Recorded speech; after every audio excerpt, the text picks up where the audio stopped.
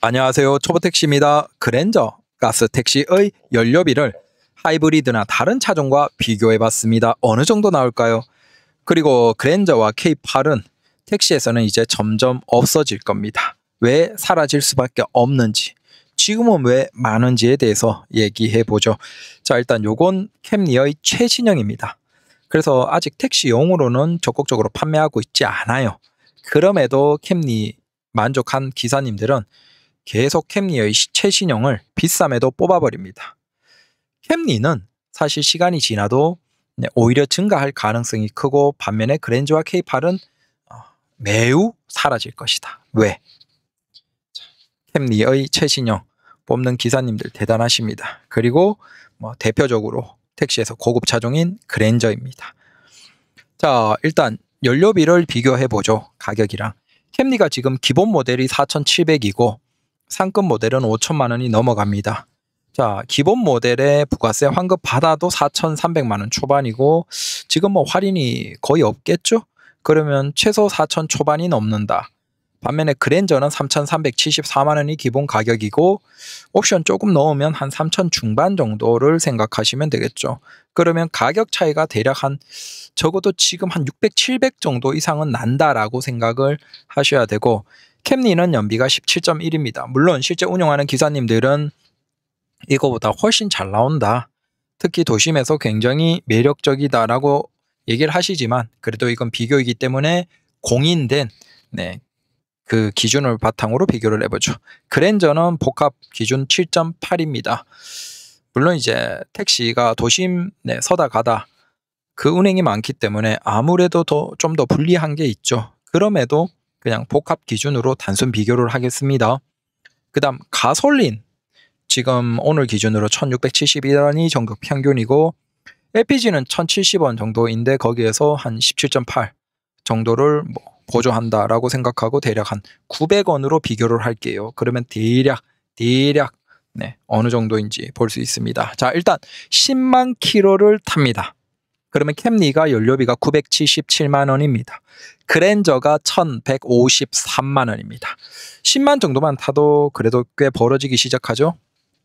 20만 킬로를 탑니다. 캠리가 1,954만 원이고 그랜저가 2,300만 원. 이제 꽤 벌어집니다. 사실은 일반적인 주행으로 본다면 20만 킬로 안 될 때 이미 캠리와 그랜저의 차값은 상쇄된다라고 보시면 되고, 그래서 20만 킬로까지 별 사고 없이 그랜저나 캠리를 동일하게 탄다라고 하면 사실 차값 생각하면 차이가 없어진다. 오히려 중고 강가에서 캠리가 좀 더 유리하지 않을까라는 생각도 듭니다. 그 다음 30만 킬로까지 타면 캠리가 연료비 2,900만 원, 그랜저가 3,500만 원 해서 대략 한 500에서 600 정도 벌어지는데, 실제 운용에서는 도심 위주로 평범하게 운행하면 제가 무슨 얘기 드리는지 아시겠죠? 조금 더 하이브리드가 도심에서 서다 가다 반복할 때는 연료에서 훨씬 유리합니다. 그렇다고 하면 결국 한 20에서 30만 킬로 넘어가는 그 사이에서는 차가까지 충분히 까이고도 오히려 차이가 벌어지기 시작한다라는 겁니다. 자, 그리고 조금 더 확장해서 생각해보죠. 그러면 20만 기준으로 캠리가 1,954만 원 정도가 들어갔고 그랜저가 2,300만 원 들어갔죠. 자, 소나타가 20만 킬로 기준으로 1,894만 원이 들어갑니다. 전기 택시 아이오닉 5가 공인연비 기준으로 1,136만 원. 이건 290원 완속 평균으로 비교한 겁니다. 그래서 이 비율을 한번 보죠. 자, 소나타가 1. 자, 소나타도 당연히 보조금 받은 가스 900원 기준입니다. 소나타가 1이라고 할 때 그랜저가 대략 연료비 기준으로 1.2입니다. 그 다음 캠리는 1.03으로 보조받는 소나타 가스와 캠리의 연료비는 거의 유사하다라고 보시면 됩니다. 그 다음 아이오닉 5 완속 290원 기준으로 본다면 0.59입니다. 그래서 이번 영상은 그랜저가 주인공이니까 전기 택시에 대해서는 조금 빼놓고, 결국 소나타 보조받는 것과 캠리는 거의 유사하기 때문에 캠리를 살 여력, 조금 경제적인 여유가 있는 기사님들은 소나타보다 훨씬이라고 하긴 그렇고 좀 더 큰 그리고 고속에서 좀 더 유리하고 도심에서도 연비가 굉장히 괜찮고 하이브리드이기 때문에 네, 정차 시에도 시동이 꺼져 있고 전기로 어느 정도 돌아가는, 그리고 초반 가속할 때도 전기를 쓰면서 조금 더 유리한, 그래서 전기 택시의 장점도 가지고 있는 캠리가 여유 있는 분들 입장에서는 소나타 보조받는 것과 연료비가 비슷하기 때문에 괜찮다라는 겁니다. 그리고 그랜저와 비교하면 훨씬 연료비에서는 유리하다라는 것이죠. 그리고 10만 후반에서 20만 정도가 될 때 이미 조금 더 비싼 차값은 네, 충분히 만회가 되고, 시간이 조금 지나면 캠리 최신형도 결국 택시용으로 조금 더 낮은 트림으로 해서 더 낮은 가격을 내놓을 것이 분명하기 때문에 그 트림이 나오면 이제 그랜저와 격차가 훨씬 좁혀지면서 차값조차 훨씬 더 이런 주행 시기에 이미 네, 역전이 되겠죠. 자, 그러면 이번 영상에서 자, 연료비를 이해하고 조금 더 확장을 하면 왜 그랜저 K8이 사실상 택시 시장에서 사라지냐, 그랜저 K8이 반대로 왜 택시 시장에서 많아졌냐 라는 걸 이해를 하시면 이해가 되십니다. 그리고 지금 이제 신규로 택시를 진입하시는 분들도 여유 있어서 그랜저 K8 뽑는 분들 계시겠지만 뭐 자기 돈으로 자기가 뭘 뽑든 상관이 있습니까? 뭐 1억짜리 2억짜리 차도 뽑는 시대에. 그럼에도 이 부분은 어느 정도 생각을 해야 된다라는 겁니다. 이건 역시나 전기 택시와 비슷한 성격이에요. 과거부터 현재를 모르는 상태에서 지금 유리하네 라고 생각해버리면 뽑아버리면 전기 택시의 연료비가 계속 올라가면서, 어제 어느 분이 댓글 주셨는데 자기는 그 집밥이겠죠. 집밥에 자기만 쓰실 수 있는 완속 충전기를 다신 것 같아요. 제일 저렴한 거. 그래서 얼마에 넣냐 하면 지금도 90몇 원에 넣는데요. 그런 분들은 지금도 전기 택시 한 4천 5천만 원짜리 뽑아도 아무런 상관이 없어요. 연료비를 너무 절감하기 때문에. 하지만 그런 분들은 거의 없겠죠. 개개인마다 너무 다르다. 그래서 과거부터 현재까지를 보면 현재부터 미래도 예상할 수 있기 때문에 그 관점도 생각을 해야 된다라는 거죠. 그런 부분에서 전기 택시의 연료비가 올라간다라는 얘기를 계속 하는 것이고, 그러면 그랜저는 왜 증가했을까? 바로 이 부분. 사실 그랜저가 증가한 게 가맹이 본격적으로 증가하면서부터예요. 가맹 이전에 한 죄송합니다. 그 한 2019년 이전에 그때는 K7이었죠. K7 있고 그랜저 있고, 그리고 가맹이 본격화되기 전에 비가맹으로 다 돌아가던 그 시기. 그때만 하더라도 그랜저가 지금만큼 많지는 않았어요.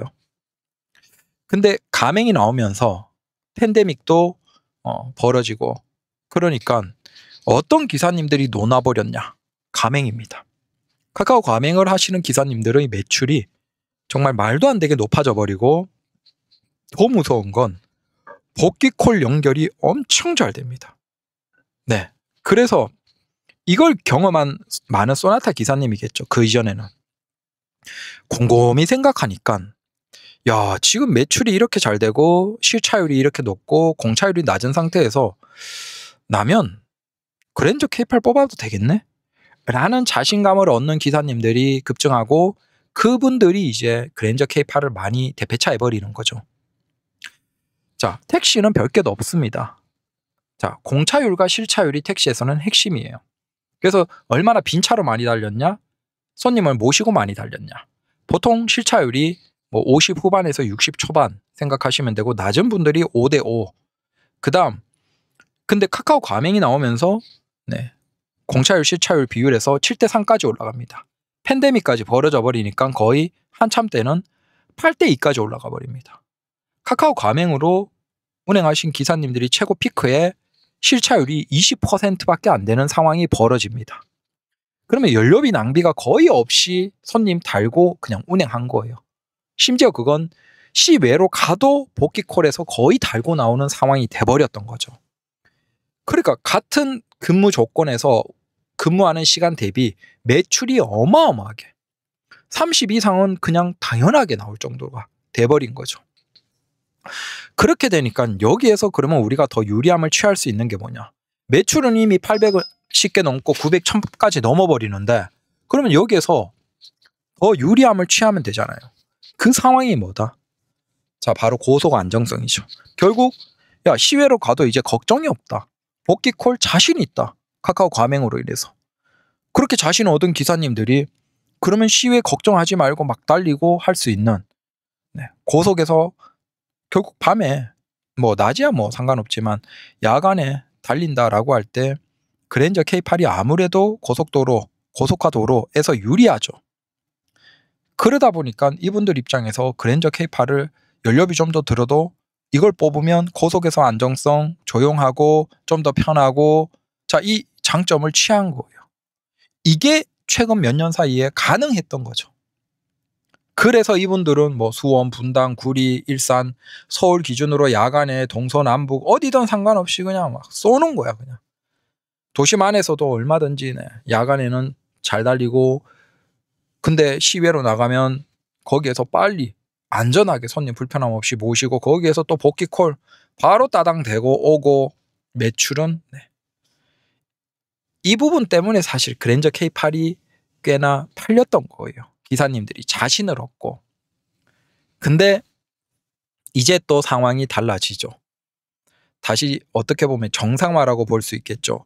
가맹이 없던 시대로 돌아갑니다. 야, 가맹이 대대적으로 늘어나는데 무슨 가맹이 없던 시절. 자, 가맹의 핵심은 최근 몇 년 사이에 가맹 기사님과 비가맹 기사님들의 차이가 중요했죠. 가맹 기사님들은 실차율이 엄청 올라가고 공차율이 내려가면서 메달을 어마어마하게 찍는, 자, 이게 가맹의 핵심이었어요.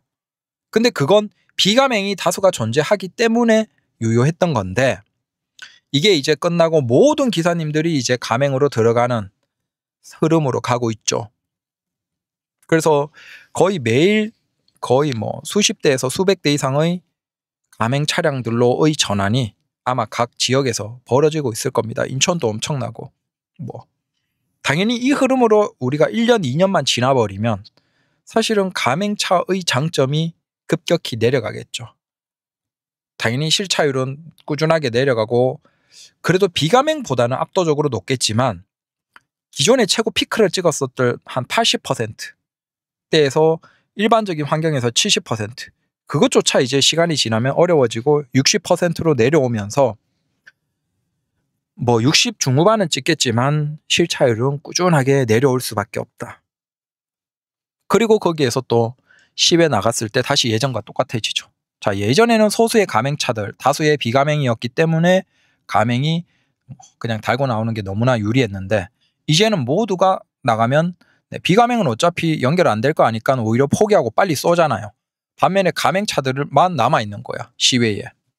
분당이나 저기 수원 가면 서울 가맹차들만 남아있는 거야. 비가맹차는 아예 포기하고 쏘고 들어오고. 그러니까 비가맹 기사님들 사이에서도 이제는 시간을 어느 정도 녹여야지 복귀콜을 달고 나올 수 있는 그 상황이 돼버린 거죠. 되겠죠, 앞으로. 시간이 가면 갈수록. 당연히 물 먹고 웬만큼 30분, 1시간 할증 시간에 써봤자 물 먹고 나오는 기사님들이 점점 비율이 증가하면서 가맹 기사님들도 복귀를 포기하고 그냥 빈차로 복귀하는 기사님들이 증가하겠죠. 흐름상으로 본다면. 결국은 가맹이나 콜이 없던 그 시대로 우리는 돌아가는 거예요. 모든 기사님들이 다시 평평해지는, 수입이 비슷해지는 시대로 돌아가고 있는 것이다라고 우리는 이해를 하면 돼요. 그러면 그 상황에서 우리가 매출이 전체적으로 내려가요. 매출은 평평해지는 대신에 예전이라면 매출을 많이 올렸던 카카오의 가맹에서 많은 수수료 내면서도 많이 운행하고 많이 벌었던 그 기사님들의 매출이 내려간다는 거예요. 그래서 모든 기사님들의 매출이 평평해지면서 결국은 그 상황에서 우리 기사님들이 그래도 좀 더 가져가기 위해서는 뭘 해야 될까요? 이제는 지출을 줄여야 되는 상황이 되는 거예요. 우리가 1년 반만 지나면 택시엑스의 핵심은 가맹 달고 잘 달리고 이게 아니고 지출을 줄여야 그나마 가져가는 비율이 올라가는 그 흐름으로 가죠.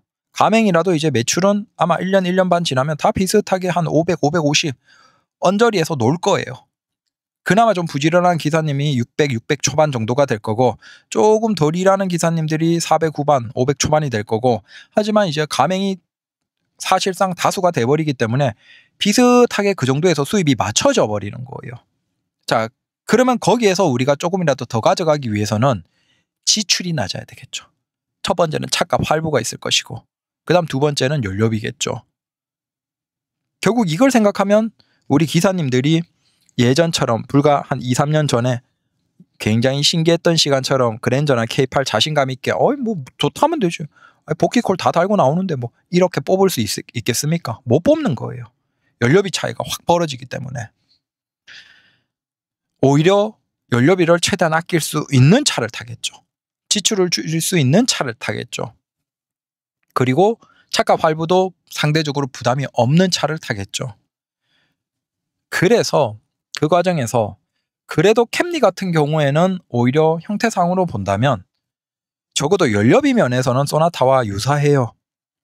그러면 뭐 차값에 대한 부담이 없는 기사님들 입장에서는 그래도 내가 좀 더 크고 좀 더 이거 신뢰성이 있는 잔고장이 적은 캠리는 선호하는 기사님들은 계실 거예요. 물론 이제 캠리가 막 다수는 아닐 거예요. 판매가 막 잘 되지는 않을 거예요. 그래도 이 영역은 굳이 걱정할 필요가 없는 거죠. 연료비에서는 일단 걱정이 없기 때문에. 근데 문제는 뭐죠? 그랜저는 차값도 많이 올라간 데다가 연료비까지 가장 많이 드는 차예요. 그러면 내가 노력해도 이제는 메달을 많이 올릴 수가 없는 상황에서 그랜저는 진짜 돈 많은 기사님들, 여유 많은 기사님들, 그래도 내가 보여주기 위해서 큰 차로 막 그 소수의 기사님들을 제외하고는 그랜저는 사실은 택시에서는 거의 안 맞는 차가 돼버리는 거죠. 그래서 시간이 쭉 흘러가면 그랜저 K8은 거의 없어지고 대폐차 하면서 사라지고 소나타 K5 그다음 뭐 하이브리드 차량, 물론 소나타 K5 일반 가솔린 하이브리드를 뽑는 기사님들도 계시겠죠. 그게 오히려 연료비 면에서는 더 아낄 수 있지만 굳이 그건 뽑을 필요가 없죠. 그것도 나중에 비교해 보겠지만 가스로 개조하지 않는 이상은 큰 장점이 없고 가스로 개조하면 그 스트레스는 못 버팁니다. 그래서 뭐 이미 법인 택시에서도 그건 실증 사업을 했고 그건 애매하죠. 여튼 나중에 그건 비교를 다시 해드리죠. 그래서 하이브리드 택시를 뽑는 기사님들이 어느 정도 남아있고 돈 많아서 그랜저 K8을 뽑는 소수의 기사님들이 남아있고 그 다음 전기택시 시장이 있겠죠. 근데 전기택시 시장은 가능성이 충분하게 있거든요. 아직은 이제 최소 3천 중후반에서 4천 이상이지만 이제 뭐 보조금 받고 택시 보조금 아니라도 이미 3천 초반, 2천 후반까지 가능한 중국 택시들, 전기 택시들이 이제 본격적으로 나오면서 그게 택시 보조금까지 하면 2천 중반, 초중반까지도 끌어내려지겠죠. 그렇게 되면 그게 오히려 어느 정도 시장에서 쭉 커지지 않을까. 결국 그런 것들이 나오기 시작하면 현대기아도 거기에 대응하기 위해서 전기택시로 좀 싼 것들을 내놓는 그런 노력을 하면서 전기택시 시장으로 흐름은 쭉 가겠죠. 대신 이제는 전기택시가 대세로 계속 증가하니까 정부 입장에서도 뭐 전기차 판매를 걱정해서 전기 충전 요금을 인위적으로 막는 그런 노력은 끝나겠죠. 끝나면서 충전 요금은 꾸준하게 올라가는 그 흐름에서 뭐 단독 주택이 있는 기사님들은 그나마 정말 싼 정도지만 일반적인 뭐 아파트 완속에서 이미 지금 한 200원대 중후반의 평범한 아파트에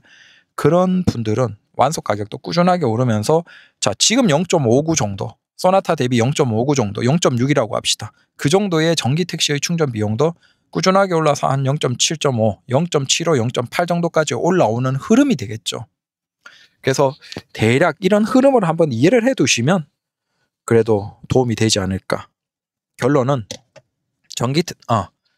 그랜저 K8 택시는 아마 그렇게 멀지 않아서 정말 소수의 기사님들만 운행하는 정말 그런 택시가 될 가능성이 높다라고 저는 생각을 합니다. 너무 부담이 된다. 감사합니다.